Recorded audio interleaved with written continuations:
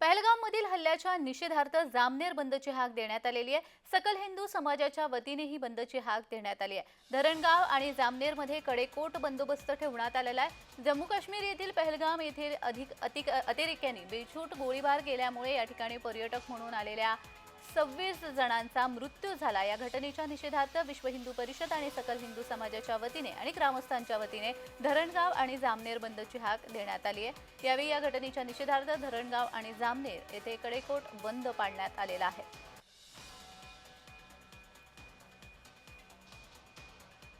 तर याचाच आढावा घेतलाय आमचे प्रतिनिधी जुगल पाटील यांनी। पाहूया। जम्मू काश्मीर येथील पहलगाम येथे अतिरेकी हल्ल्यामध्ये जवळपास 27 पर्यटकांना आपला जीव गमवावा लागत होता। यामध्ये विविध क्षेत्रातून या ठिकाणी टीकेची झोड उचलली असून पंतप्रधान नरेंद्र मोदी यांनीही या घटनेसंदर्भात कडक इशारा पाकला या ठिकाणी दिला आहे। पाकचा निषेध ठिकठिकाणी करण्यात येत आहे, ठिकठिकाणी झेंडे जाळून निषेध करण्यात येत आहे। आज धरणगाव आणि जामनेरामध्ये या ठिकाणी कडकडीत बंद पाडलेला आहे।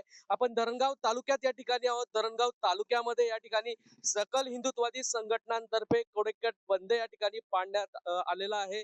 पाकिस्तानला या ठिकाणी करारात जबाब देण्याची वेळ आलेली आहे। पंतप्रधान नरेंद्र मोदी हे या ठिकाणी कठोरात कठोर त्यांच्यावर या ठिकाणी कारवाई करण्यात यावी या उत्तर देण्यासाठी तयार आहेत। आणि ज्या प्रकारे बघितलं तर सकल हिंदुत्ववादी संघटनांतर्फे आज धरणगाव आणि जामनेर बंदची हाक या ठिकाणी दिलेली आहे आणि नागरिकांनीही मोठा प्रतिसाद या बंदला दिला आहे।